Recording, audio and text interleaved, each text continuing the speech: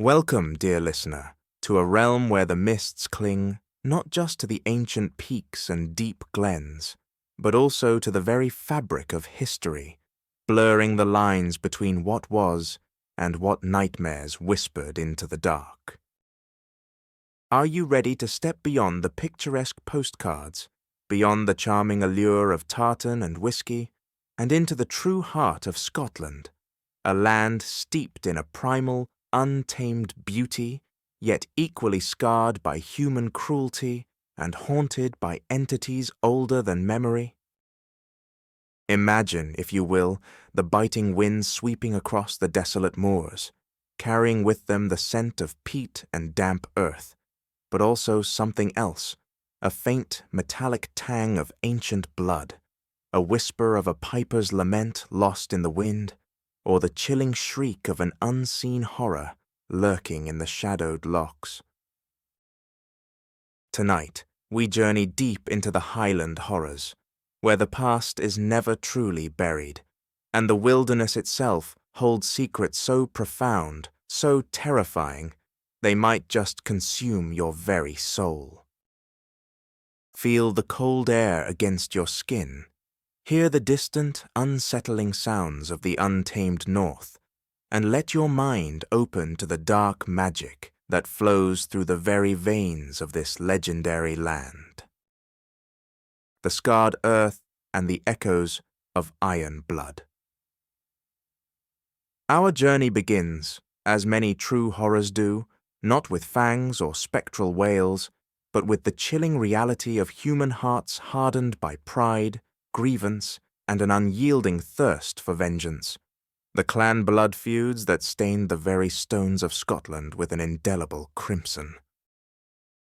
For centuries, the Highlands were a chessboard of power, loyalty, and brutal betrayal, where the bonds of kinship were absolute, and a slight against one was a slight against all, igniting fires of retribution that could burn for generations, consuming entire families and reshaping the landscape with their bitter legacy. Imagine the solemn, unwavering oath sworn on a cold winter's night by a laird, his voice rough with grief as he vows vengeance for a stolen cattle herd, a perceived insult, or the murder of a beloved kinsman. This was not a fleeting anger, but a deep-seated ancestral imperative, passed down with the family name, often becoming a festering wound that defined a clan's very existence and identity for centuries. The air in these remote valleys still seems to hum with the lingering echoes of these ancient conflicts, a palpable tension woven into the very fabric of the hills and glens, where cairns mark forgotten skirmishes and solitary trees are said to witness unspeakable acts of cruelty, their gnarled branches reaching like skeletal fingers towards a sky that has seen too much. One such echo, perhaps the most infamous, resonates from the snow-clad slopes of Glen Coe, a valley of breathtaking, desolate beauty, yet forever tainted by a betrayal so profound it gave birth to a haunting that chills the blood to this very day. On a bleak winter's night in February 1692, the MacDonalds of Glencoe, having offered hospitality to soldiers of the Argyll Regiment, found themselves victims of a brutal massacre, executed in cold blood by their own guests in a calculated act sanctioned by the Crown. Envision the scene, the hearth fires casting warm glows upon the faces of unsuspecting hosts, the conviviality of the evening, the trust extended, only for that trust to be shattered by the dawn. The chilling silence of the pre-dawn hours, broken by musket fire and the terrified screams of men, women, and children being dragged from their beds into the bitter snow, their lives brutally extinguished, not by open warfare, but by the ultimate treachery of breaking bread and then drawing steel. Many escaped into the unforgiving blizzard, freezing or succumbing to the elements, their dying cries swallowed by the vast, indifferent wilderness. Locals whisper that the glen, particularly on cold, misty mornings, still carries the faint, unearthly sound of weeping, the rustle of tartan on the snow, and the distant, muffled echoes of gunshots, not as a memory, but as a perpetual reenactment, a time slip where the horror unfolds endlessly, trapped within the valley's ancient embrace. Those who dare to camp there overnight sometimes report a profound sense of dread, an unnatural coldness that penetrates even the thickest clothing, and the unmistakable feeling of being watched by unseen, grief-stricken eyes, as if the very spirits of the massacred MacDonalds still roam their ancestral lands, forever mourning their betrayal and seeking a solace that will never come. The tragedy of Glencoe became a powerful symbol of the brutality of clan politics, and the Crown's iron fist, a dark stain that even centuries of rain and wind cannot wash from the soul of the Highlands, forever reminding us that some wounds are too deep to ever truly heal. But if the human heart, steeped in vengeance, can create such lasting horror, what then of the ancient magic, the primordial energies that sleep beneath the heather and flow in the veins of the mountains? If these tales of earthly bloodshed send a shiver down your spine, what will you say about the ethereal melodies that herald doom, or the chilling presence of those who walk between worlds? Let us now journey to where the sounds of mortal conflict give way to the supernatural symphony of the dead. The lament of the unseen pipes. Melodies of mist and morning. Imagine a sound that defies the natural world, a music born of the very essence of the Highlands, yet played by hands long since turned to dust. The spectral pipers, perhaps the most poignant and unsettling of Scotland's ethereal residents. The bagpipes, with their droning, haunting wail, are the very voice of Scotland, capable of stirring the soul to both patriotic fervour and the deepest melancholic sorrow. It is little wonder, then, that this iconic instrument, so entwined with battle, funerals, and celebrations, should become the chosen conduit for spirits unable to find rest.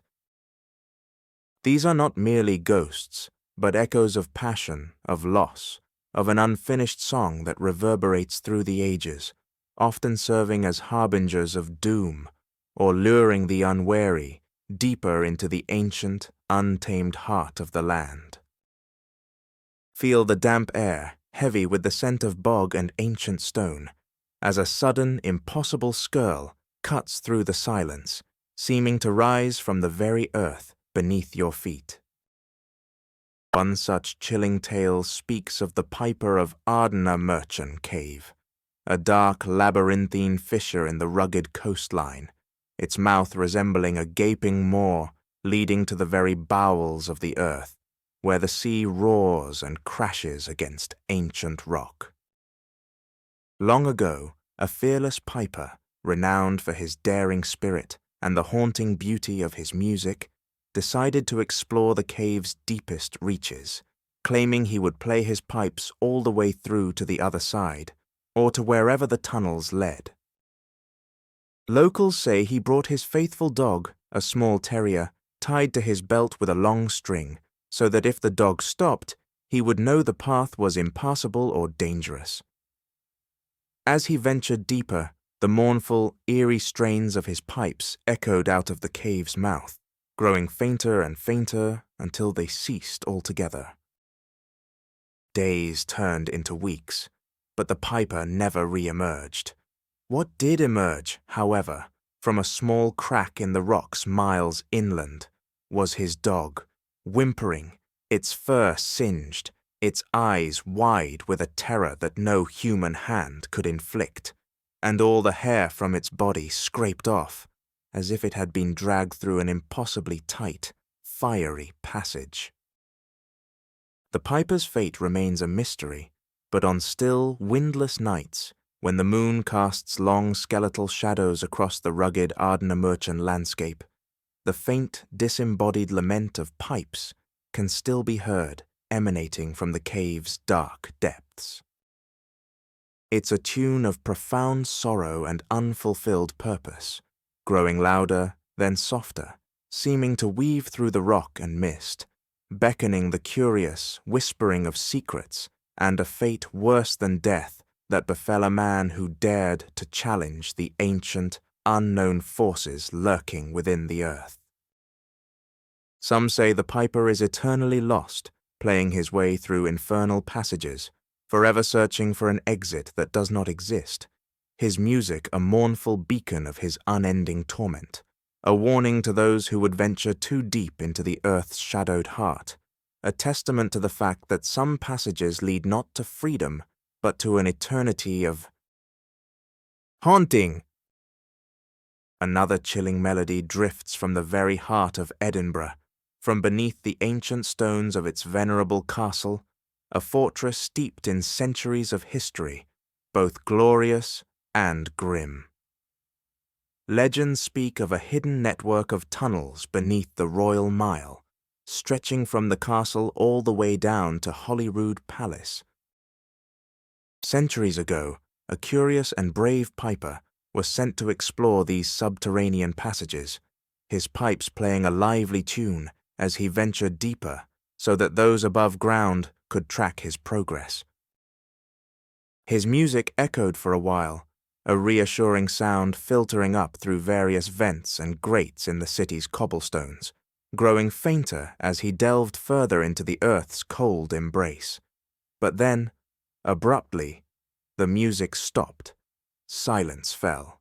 deep and absolute, a silence that felt heavier and more ominous than any sound. Despite desperate attempts, the piper was never found, his fate forever sealed within the earth. To this day, it is said that on still nights, particularly in the older closes and winds branching off the Royal Mile, the faint, ghostly strains of a single set of pipes can be heard drifting up from below the streets, a melancholic tune that seems to search endlessly for a way out. This spectral music is not a joyful melody, but a mournful lament, imbued with a sense of eternal loss and claustrophobic despair, a sound that promises no solace, only the cold comfort of an endless journey through the unyielding darkness. It speaks to the enduring presence of the past, how history, even when hidden beneath the surface, can still reach out and touch the living, reminding them of the sacrifices and mysteries that lie buried beneath their feet, a chilling reminder that some paths, once taken, have no return, only an echo of a tune played into the void. But if the spectres of human tragedy and lost souls can play such haunting tunes, what then of the ancient, primordial horrors that lie deep within the untamed wilds, beings born not of human sorrow, but of the very elemental forces of the land? If the lament of a spectral piper sends a shiver down your spine, prepare yourself for the deeper, darker whispers from the peat bogs and the chill of the loch depths. Whispers from the peat bogs and the chill of the loch depths, abominations of the ancient land, beyond the echoes of human strife and the ghostly melodies. The Scottish Highlands conceal a realm of ancient abominations, creatures born from the deepest, darkest folklore, embodiments of the raw, untamed power and deceptive beauty of the wilderness itself. These are not merely spirits, but often physical, tangible entities, their forms shifting, their motives inscrutable, and their encounters almost universally fatal. The vast, brooding landscapes, the shimmering surfaces of deep lochs, the treacherous expanse of peat bogs, the mist-shrouded peaks of the Cairngorms, are not just backdrops, but characters themselves, ancient and indifferent, holding secrets far older than any clan, harboring entities that prey on human folly and curiosity. Feel the creeping chill that rises from the damp earth, the heavy, suffocating scent of stagnant water and decaying vegetation, the oppressive silence broken only by the distant cry of a curlew or the unseen rustle in the heather, hinting at something that watches, waits, and hungers. Among the most infamous of these water-dwelling horrors are the kelpies and the each-whisger, shape-shifting malevolence that haunt Scotland's myriad lochs and rivers. Imagine a magnificent, glossy black horse, its mane and tail shimmering with water droplets, its coat sleek and inviting, grazing peacefully by the shore of a remote, shimmering loch, perhaps as the sun dips below the horizon, casting long, alluring shadows. This is the kelpie's most common lure, a seemingly gentle, domesticated creature offering passage to a weary traveller, but approach too closely, touch its cold, wet flank, and you will find your hand impossibly stuck, your skin burning with a sudden, icy grip that no force can break. The beautiful horse then transforms, its eyes glowing with malevolent fire, its sleek form swelling into a monstrous, equine abomination, its hide slimy and cold, stronger than any chain. It drags its screaming victim into the deepest, coldest depths of the loch, where the water churns with an unseen hunger, consuming them utterly, leaving behind only a few scattered bones to be washed ashore in the morning, a gruesome testament to its predatory nature. The each-whisger, or water horse, is an even more insidious cousin, preferring to lure its victims in human form, a handsome, dark-haired stranger by the lochside, perhaps, or a beautiful, enchanting woman. It has a particular taste for livestock, especially sheep and horses, leaving only the liver floating on the surface as a macabre signature. Yet its preferred prey is human, and particularly the unwary, the lonely, or the curious. Once it captures a human, however, it reverts to its monstrous horse form,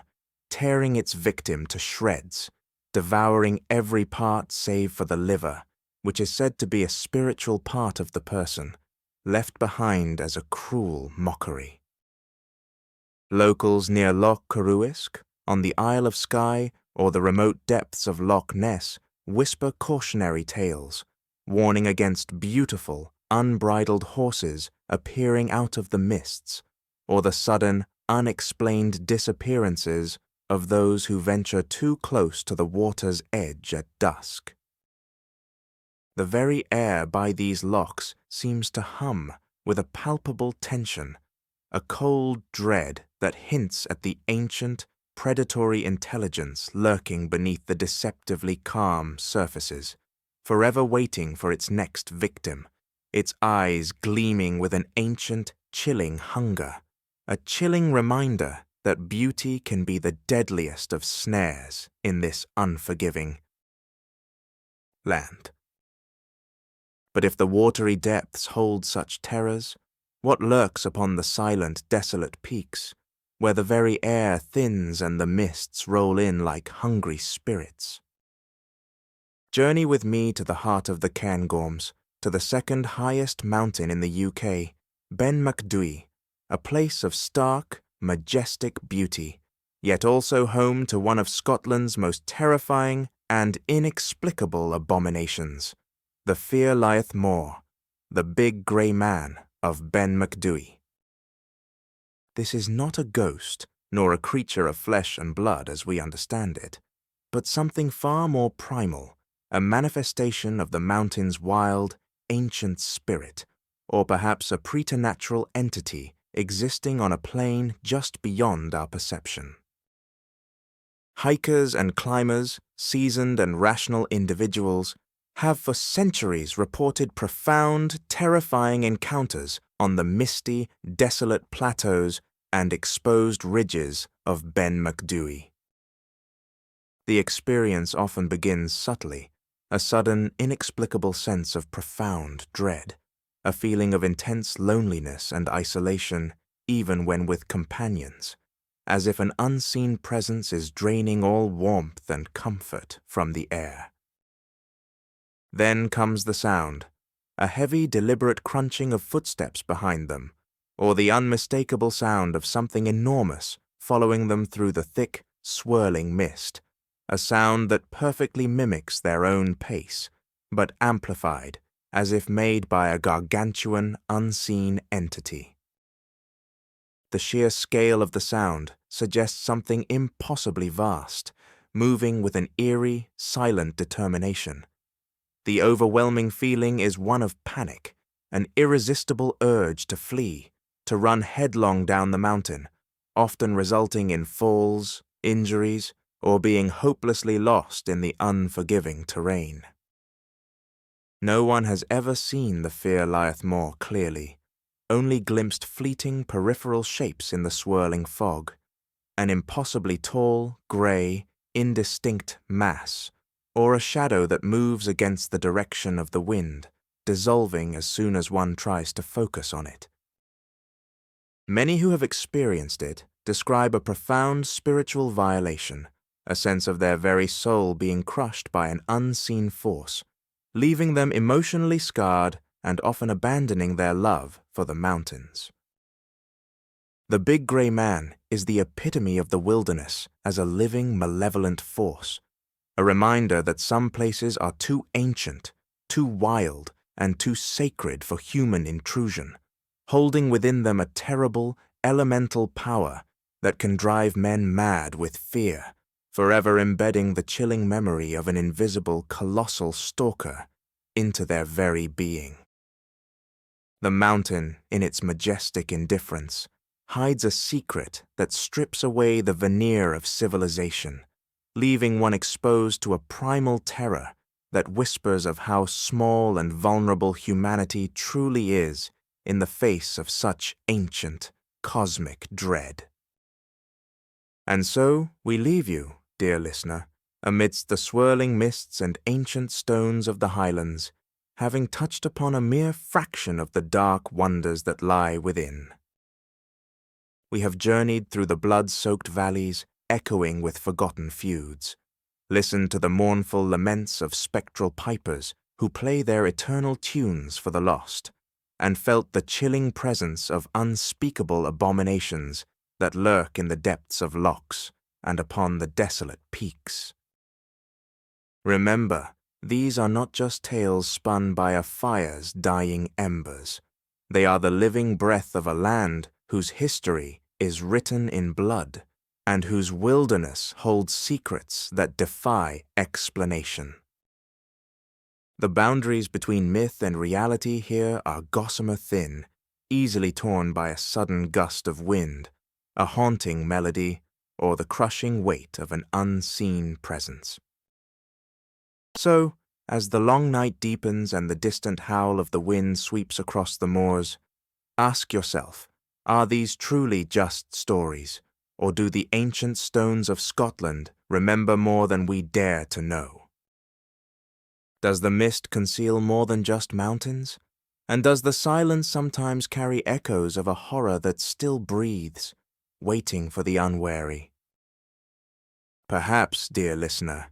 the greatest horror of all is the terrifying possibility that the legends we've explored tonight are not just echoes of a forgotten past, but living truths that merely lie dormant, waiting for the veil to thin once more.